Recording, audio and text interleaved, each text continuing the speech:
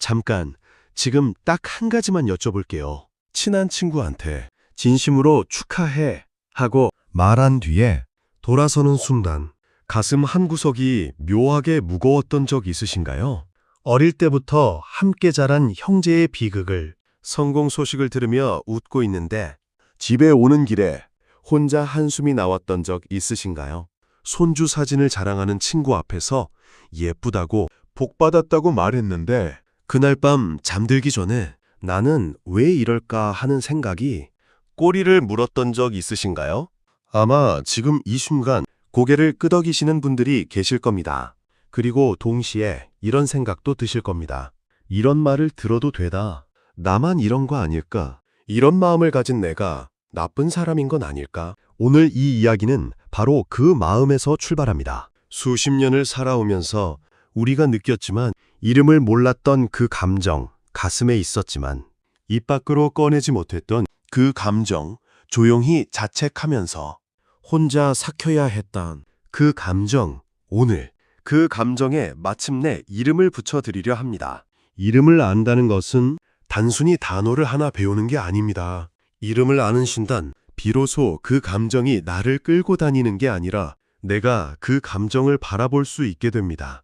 그러니 오늘 이 이야기 편안하게 들어주세요.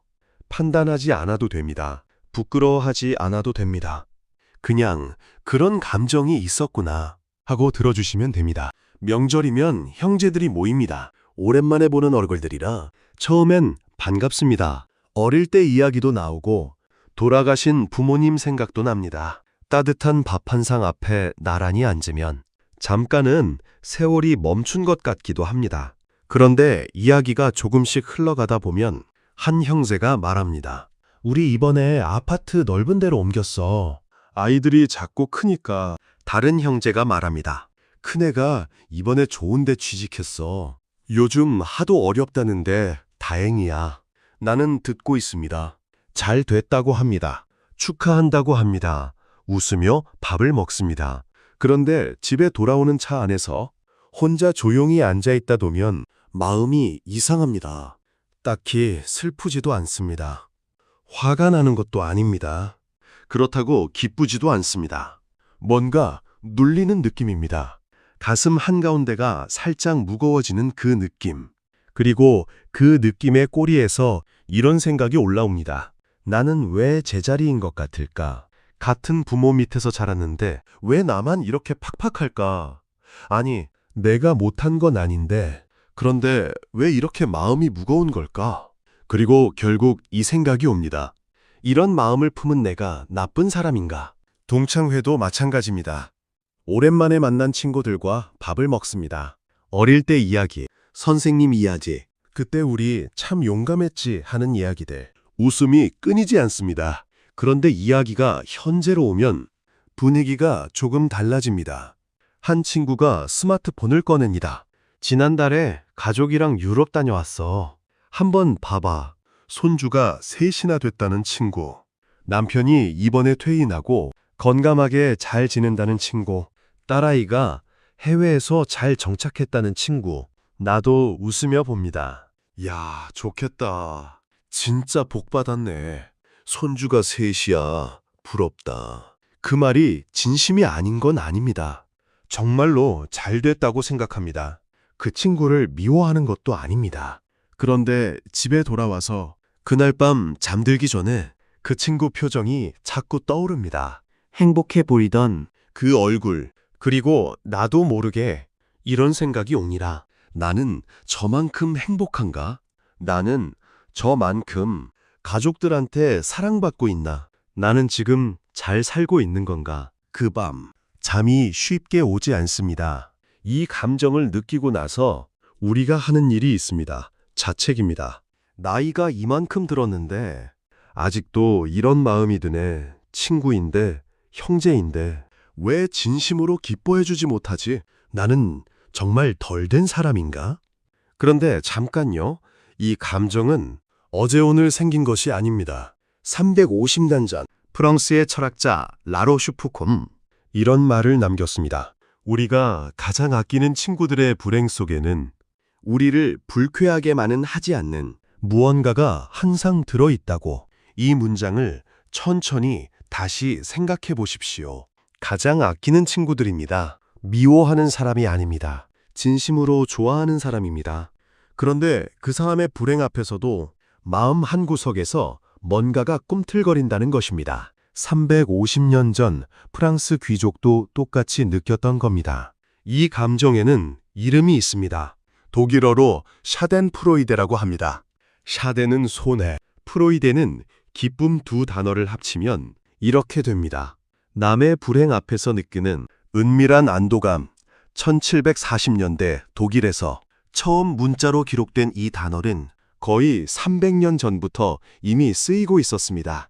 그만큼 오래전부터 사람들이 이 감정의 존재를 알고 있었다는 뜻입니다. 수백 년 전에도 수천 년 전에도 인간은 똑같은 감정을 느끼며 살아왔습니다. 오늘 이 이야기를 들으시는 여러분이 특별히 나쁜 사람이기 때문에 그 감정을 느낀 게 아닙니다. 인간이기 때문입니다. 2026년 3월 독일 뷰르츠부르크 대학교에서 흥미로운 연구 결과가 발표되었습니다. 연구진은 참가자들에게 경쟁 상대가 어려움을 겪는 장면을 보여주었습니다. 그리고 안면 근전도라는 장비를 이용해 얼굴 근육의 아주 미세한 움직임까지 측정했습니다. 결과는 놀라웠습니다. 참가자들의 얼굴에 자기도 모르게 미소가 번졌습니다. 눈에 보이지 않을 만큼 작은 미소, 본인도 의식하지 못한 미소였습니다. 그런데 중요한 것은 이 미소가 의식적인 판단보다 먼저 나타났다는 점입니다. 머리로 생각하기 전에, 좋다 나쁘다를 따지기 전에 이미 얼굴이 먼저 반응했습니다. 잠시 생각해 보십시오. 우리가 그토록 부끄러워하고 자책했던 그 감정이 사실은 의식하기도 전에 이미 몸이 먼저 반응한 것이라면 그것을 두고 나는 나쁜 사람이다 라고 자책하는 것이 과연 맞는 걸까요? 심장이 뛰는 것을 의지로 멈출 수 없듯이 눈물이 날 것 같을 때 억지로 참으면 오히려 눈이 더 뜨거워지듯이 이 감정도 의지만으로 막을 수 있는 것이 아니었던 겁니다. 2009년 일본의 타카하시 연구팀이 세계적인 학술지 사이언스의 연구를 발표했습니다. 이 연구는 전 세계 2개의 나이의 성장 감소 및 분만 시간에 대한 연구입니다. 과학자들을 깜짝 놀라게 했습니다. 사람이 질투를 느끼는 순간 뇌에서 통증을 처리하는 부위가 활성화된다는 것이 밝혀진 겁니다. 쉽게 말하면 이렇습니다. 손가락을 문에 끼었을 때 아픔을 느끼는 그 뇌의 부위, 뜨거운 냄비를 잘못 만졌을 때 화끈한 통증을 전터는 그 부위, 바로 그 부위가 가까운 사람이 나보다 잘 될 때에도 똑같이 반응한다는 것입니다. 질투는 마음의 고통이 아니었습니다. 뇌가 실제로 통증을 처리하는 신체 반응이었습니다. 가슴이 아프다는 말을 우리는 그냥 비유라고 생각해 왔습니다. 친구가 잘 될 때 마음이 쓰리다, 가슴이 무겁다. 그런 표현이 그냥 과장된 말인 줄 알았습니다. 그런데 과학이 밝혀낸 것은 그것이 진짜였다는 겁니다. 명절에 형제의 선공담을 들으며 답답했던 것, 동창회에서 친구의 행복한 이야기를 듣고 가슴이 쓸렸던 것, 그것은 상상이 아니었습니다. 여러분의 뇌가 보낸 진짜 통증 신호였습니다. 우리 몸이 진짜 아파하고 있었던 겁니다. 연구팀은 여기서 한 걸음 더 나아갔습니다.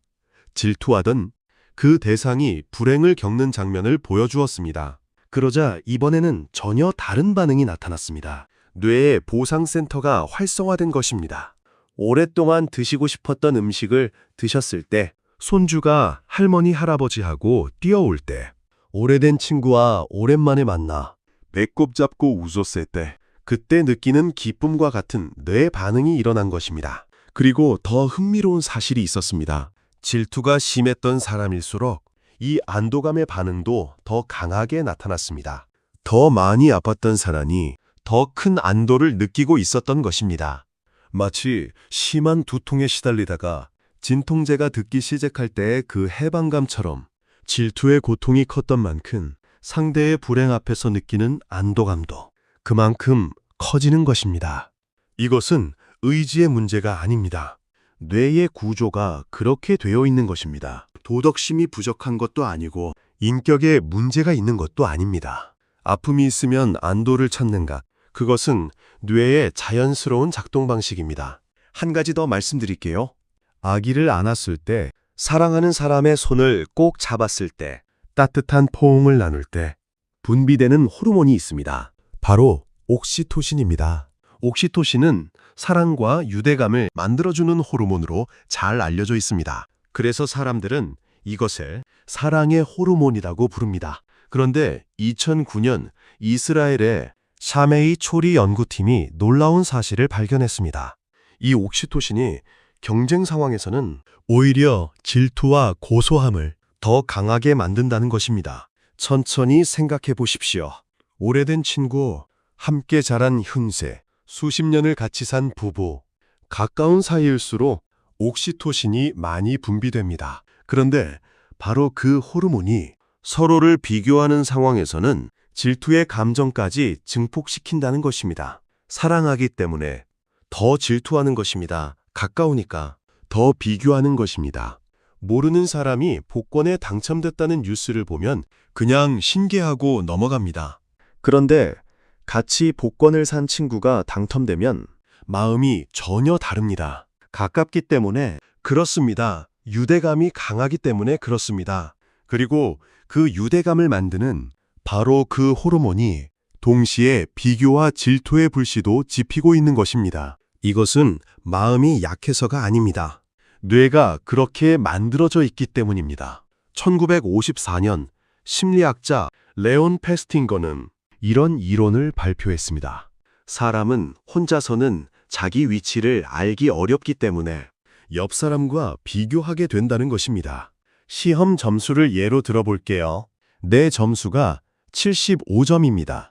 이것만으로는 잘한 건지 못한 건지 판단이 서질 않습니다. 그런데 옆자리 친구가 60점이라는 걸 알게 되면 갑자기 안심이 됩니다. 반대로 옆자리 친구가 95점이라는 걸 알게 되면 내 점수는 변하지 않았는데 마음이 무거워집니다. 내 점수는 그대로인데 왜 감정이 달라질까요? 이것이 인간의 본능입니다. 절대적인 기준보다 상대적인 거리를 더 중요하게 느끼도록 우리 뇌는 설계되어 있습니다.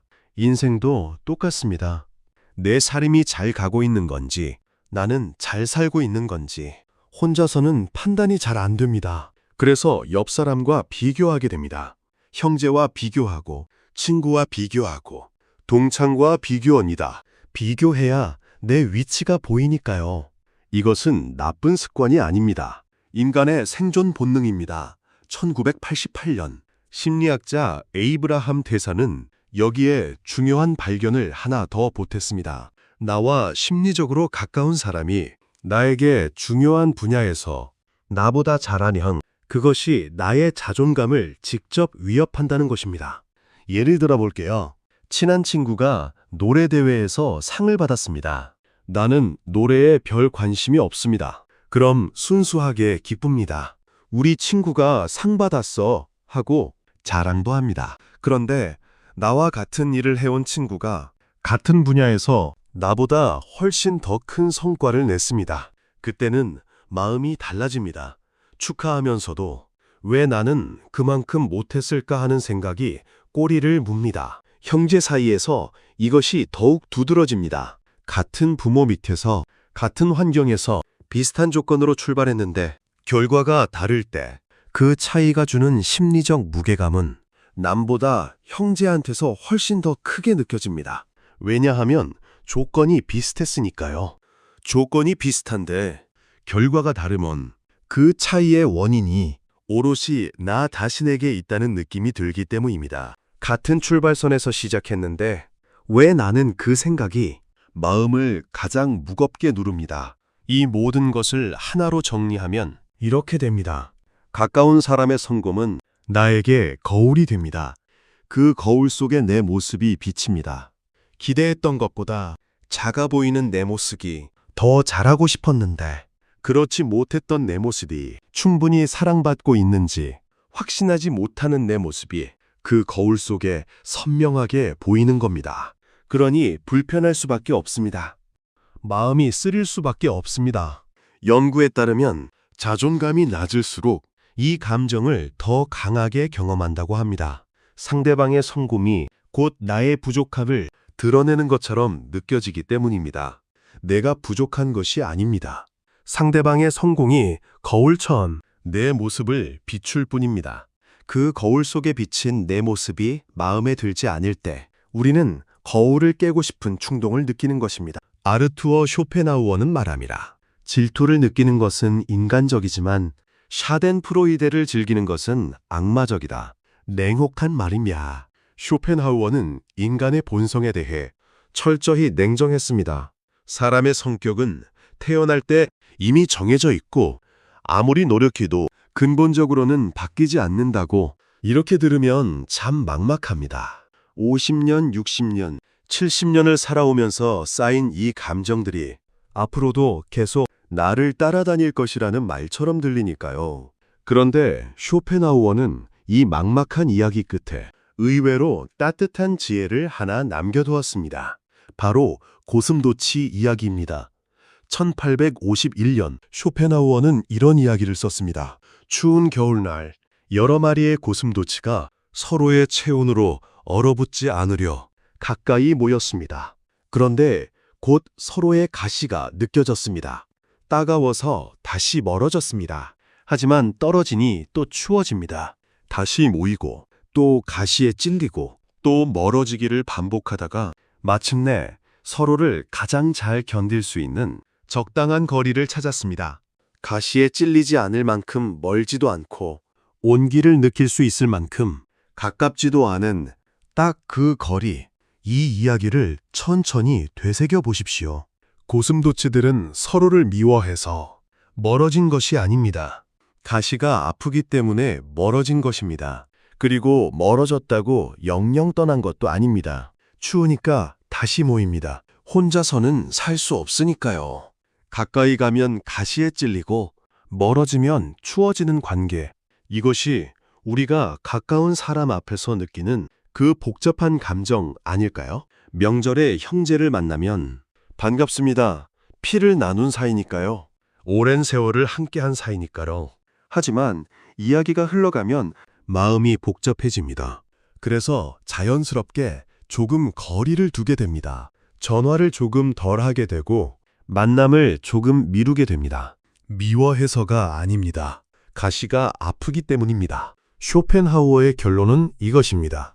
본성을 바꾸려 하지 말고 적당한 거리를 찾아라. 가시를 뽑으려 하지 말고 가시가 닿지 않는 거리에서 온기를 나눠라. 쇼펜하우어가 거리를 두라고 했다면 칼 융은 전혀 다른 이야기를 합니다. 칼 융은 이런 말을 남겼습니다. 누구나 마음속에 그림자를 가지고 있으며 그것이 의식적 삶에 덜 드러날수록 더 어둡고 짙어진다고. 여기서 그림자란 무엇일까요? 마음속에 숨겨둔 어두운 면, 거울 뒤편에 있는 또 다른 나를 말합니다. 누구에게나 있지만 누구도 보여주고 싶지 않은 나의 일부분입니다. 우리 모두는 착한 사람이고 싶습니다. 가까운 사람이 잘 되면 진심으로 기뻐하는 사람이고 싶습니다. 그래서 마음 한구석에서 불편한 감정이 올라오면 재빨리 그것을 덮어버립니다. 나는 그런 사람이 아니야. 나는 그렇게 못된 사람이 아니야. 하고 애써 외면합니다. 그런데 칼 융은 말합니다. 바로 그렇게 덮을수록 그림자는 더 짙어진다고. 잠시 상상해 보십시오. 밝은 방에서 그림자를 없애려면 어떻게 해야 할까요? 그림자를 발로 밟아서 없앨 수 있을까요? 천으로 덮어서 가릴 수 있을까요? 불가능합니다. 빛이 있는 한 그림자는 반드시 존재합니다. 그림자를 없애려고 발버둥칠수록 우리만 지칩니다. 마음의 그림자도 마찬가지입니다. 거울 속의 내 그림자를 깨뜨려 없앨 수는 없습니다. 거울을 깨면 오히려 손만 다칩니다. 깨진 조각에 손이 베이고 상처만 남습니다. 그림자는 없애는 것이 아니라 바라보는 것입니다.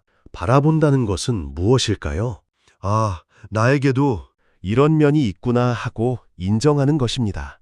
친구가 잘 될 때, 불편한 마음이 올라왔구나. 형제의 성공을 듣고 가슴이 쓸렸구나. 그 감정이 내 안에 있구나. 그것을 나쁘다고 판단하지 않고 그냥 있는 그대로 바라보는 것입니다. 칼 융이 말한 것처럼 그림자를 의식하는 순간 그것은 더 이상 우리를 지배하지 않습니다. 이름을 모를 때는 정체불명의 불안이었지만 이름을 알면 다룰 수 있는 감정이 됩니다. 무서운 어둠 속 그림자도 불을 켜고 보면 그냥 가구의 그림자인 것처럼요. 17세기 네덜란드의 철학자 스피노자는 그의 대표작 에티카에서 놀라운 이야기를 합니다. 질투와 동정심이 사실은 같은 뿌리에서 나온 감정이라는 것입니다. 스피노자에 의하면 질투는 타인의 행운에 슬퍼하고 불행에 기뻐하는 마음입니다. 동정심은 타인의 행운에 기뻐하고 불행에 슬퍼하는 마음입니다. 같은 구조의 양면입니다. 동전의 앞면과 뒷면처럼요.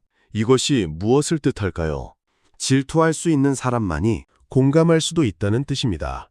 타인의 상황에 마음이 움직이는 사람만이 질투도 하고 공감도 하는 것입니다. 나무토막처럼 아무 감정이 없는 사람은 질투도 못하지만 공감도 못합니다. 질투를 느낀다는 것은 역설적으로 여러분의 마음이 살아있다는 증거입니다. 친구가 잘 될 때 불편한 마음이 드는 것은 바꿔 말하면 친구가 힘들 때 마음이 아플 수 있는 사람이라는 뜻입니다. 형제의 성공에 쓸쓸함을 느끼는 것은 형제의 고통에 함께 눈물을 흘릴 수 있는 사람이라는 뜻입니다. 그림자가 있다는 것은 빛도 있다는 뜻입니다. 2019년 심리학 연구에 따르면 샤덴프로이데에는 3가지 종류가 있습니다. 첫 번째는 공격적 샤덴프로이데입니다. 나에게 해를 끼친 사람, 나를 오랫동안 괴롭힌 사람이 어려움을 겪을 때 느끼는 감정입니다. 두 번째는 정의적 샤덴프로이데입니다. 부당한 일을 저지른 사람이 마침내 벌을 받을 때 느끼는 감정입니다. 뉴스에서 나쁜 일을 한 사람이 붙잡혔다는 소식에 속이 시원해지는 그 느낌입니다. 그리고 세 번째, 경쟁적 샤덴프로이데가 있습니다. 이것이 바로 우리가 가까운 사람 앞에서 느끼는 감정입니다. 미워해서가 아닙니다. 비교하게 되기 때문에 느끼는 감정입니다. 상대방이 나쁜 것이 아닙니다. 내 마음속에 채워지지 않은 빈자리가 그 감정을 불러일으키는 것입니다. 명절에 형제의 성공 소식을 듣고 마음이 불편했을 때 그것은 형제를 미워해서가 아니었습니다. 내 마음속에 나는 충분히 잘 살고 있는가라는 빈자리가 있었기 때문입니다. 동창회에서 친구의 행복한 이야기에 가슴이 답답했을 때 그것은 친구가 밉기 때문이 아니었습니다. 나도 그만큼 행복한가? 라는 물음이 마음 한구석에서 올라왔기 때문입니다. 이것을 알면 마음이 조금 달라집니다.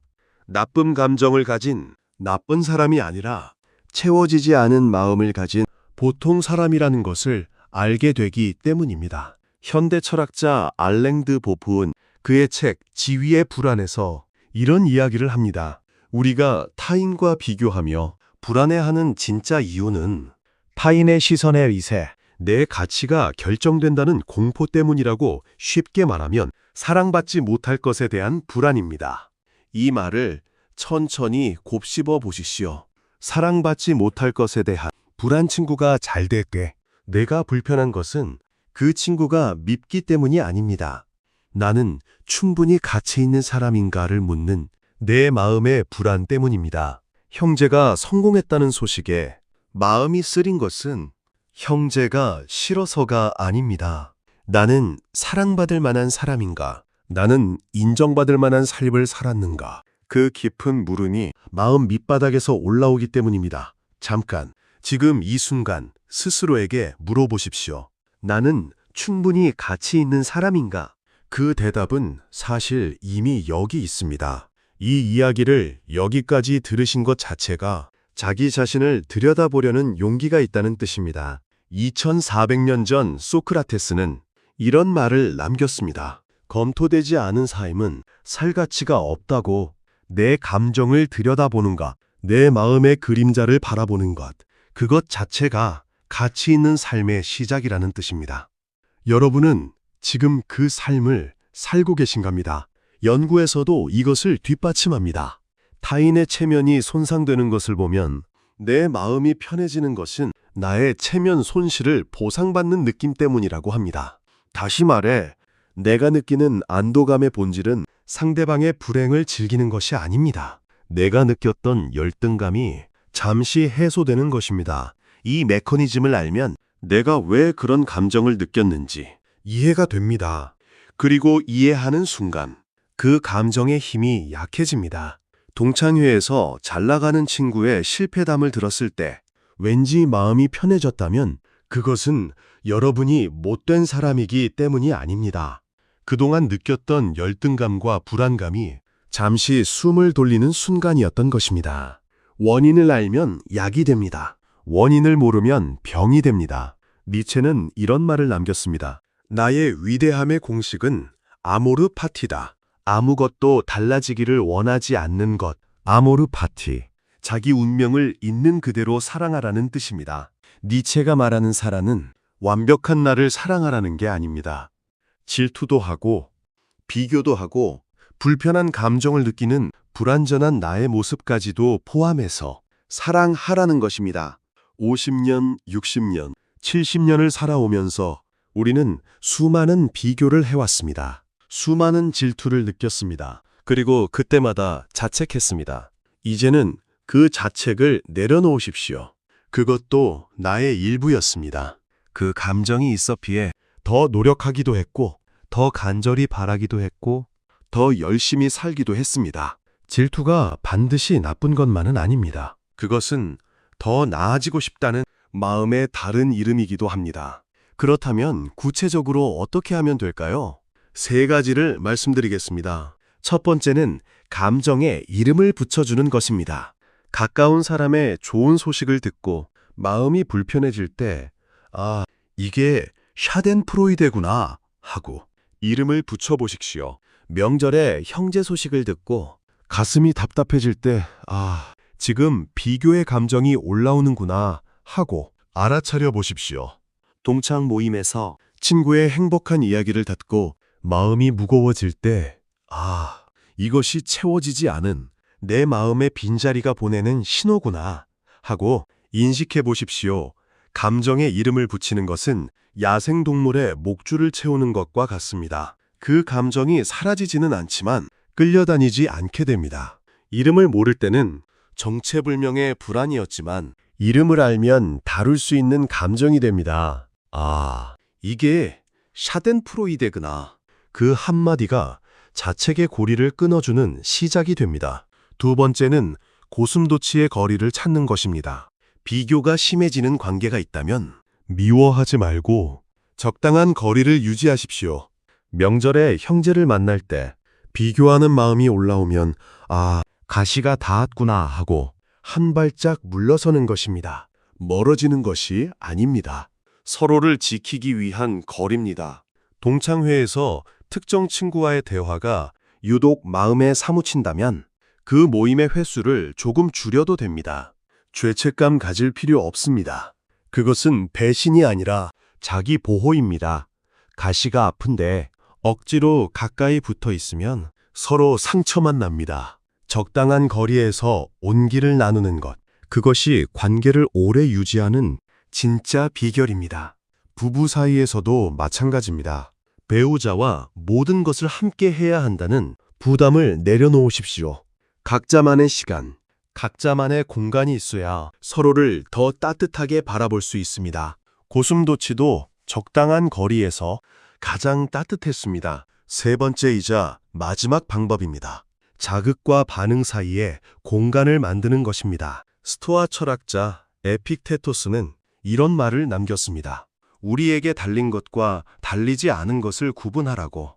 내가 바꿀 수 있는 것과 없는 것을 구분하는 이 지혜는 감정이 올라올 때 바로 행동하지 않고 한 박자 쉬는 것에서 시작됩니다. 친구의 성공 소식을 듣고 불편한 마음이 올라왔습니다. 그 순간 바로 반응하면 어떻게 될까요? 표정이 굳거나 말이 뾰족해지거나 은근히 깎아내리는 말이 튀어나올 수 있습니다. 그리고 나중에 그 말을 후회합니다. 밤에 누워서 왜 그런 말을 했을까 하고 생각합니다. 하지만 그 감정이 올라온 순간 잠시 멈추는 것입니다. 한 호흡, 두 호흡만 쉬는 것입니다. 아, 지금 불편한 감정이 올라왔구나 하고 알아차린 뒤에 반응하는 것입니다. 자극과 반응 사이에는 공간이 있습니다. 그 공간에서 우리의 선택이 이루어집니다. 명절에 형제의 자랑을 듣고 불편해질 때 바로 말하지 마십시오. 한 호흡 쉬고 아, 가시가 닿았구나 하고 알아차린 뒤에 그래, 잘됐다 하고 말하십시오. 그 한 호흡의 차이가 관계를 지키는 공간이 됩니다. 그리고 그렇게 한 호흡의 공간을 만든 자신을 칭찬해 주십시오. 그것이 바로 성장입니다. 오늘 나눈 세 가지를 다시 한번 정리해 드리겠습니다. 하나, 감정에 이름을 붙여 끌려다니지 않기. 아, 이게 샤덴프로이데구나. 둘, 적당한 거리에서 온기를 나누기. 가시가 닿으면 한 발짝 물러서고 온기가 그리우면 다시 가까이 셋 자극과 반응 사이에 공간을 만들어 관계를 지키기 한 호흡이 관계를 지킵니다. 거울을 깨려 하지 마십시오. 거울 속의 나를 바라보는 것으로 충분합니다. 오늘 우리는 꽤 불편한 이야기를 함께 나누었습니다. 가까운 사람의 불행 앞에서 느끼는 은밀한 안도감, 샤덴프로이데에 대해서 처음에는 불편하셨을 겁니다. 나에게도 그런 감정이 있다는 것을 인정하는 것이 쉽지 않으셨을 겁니다. 하지만 여기까지 함께 와주셨습니다. 그것만으로도 이미 한 걸음을 내디디신 겁니다. 이 감정은 악마의 마음이 아닙니다. 인간이라면 누구나 가진 그림자입니다. 뇌가 자동으로 반응하고 가까운 사이일수록 더 강해지는 우리 모두의 본성입니다. 350여 년 전 프랑스 철학자도 알고 있었고 2400년 전 그리스 철학자도 알고 있었던 인간이라면 피할 수 없는 감정입니다. 부끄러워할 필요 없습니다. 다만 알아차리면 됩니다. 쇼펜하우어는 고슴도치의 지혜를 알려주었습니다. 적당한 거리에서 온기를 나누라고. 본성을 바꾸려 애쓰지 말고 가시에 찔리지 않는 거리에서 서로를 지키라고. 칼 융은 그림자를 바라보라고 했습니다. 덮을수록 짙어지니 차라리 꺼내어 볼 용기를 가지라고. 그 그림자를 의식하는 순간 더 이상 그것에 끌려다니지 않게 된다고. 스피노자는 말했습니다. 질투할 수 있는 마음이 곧 공감할 수 있는 마음이라고. 당신의 마음이 아프다는 것은 당신의 마음이 살아있다는 증거라고. 칼 융이 말했듯이 그림자를 의식하는 순간 그것은 더 이상 우리를 지배하지 않습니다. 거울 속의 가시를 인정하는 것, 그것이 가까운 사람과 함께 살아가는 첫 번째 지혜입니다. 다음의 명절에 형제를 만나실 때, 동창회에서 친구를 만나실 때 불편한 감정이 올라오거든 한 번만 떠올려 보십시오. 아, 이게 샤덴프로이데가 가시가 닿았구나. 그것만으로 충분합니다. 그 한마디가 자책의 고리를 끊어주고 관계를 지키는 공간이 되어줄 것입니다. 우리는 인생의 후반부에 서 있습니다. 수십 년을 살아오 나서 수많은 비교를 했고 수많은 질투를 느꼈고 수많은 자책을 해왔습니다. 이제는 그 자책을 조금 내려놓으셔도 됩니다. 그 모든 감정이 여러분이 얼마나 치열하게, 얼마나 간절하게, 얼마나 열심히 살아왔는지를 보여주는 흔적이니까요. 오늘 이 이야기가 마음에 남으셨다면 가까운 사람을 떠올리며 조용히 한 번만 생각해 보시기 바랍니다. 나도 그랬고 저 사람도 그랬겠구나. 그 따뜻한 이해 한 조각이 관계를 다시 가깝게 만들어주는 시작이 될 것입니다. 오늘도 함께 해주셔서 고맙습니다.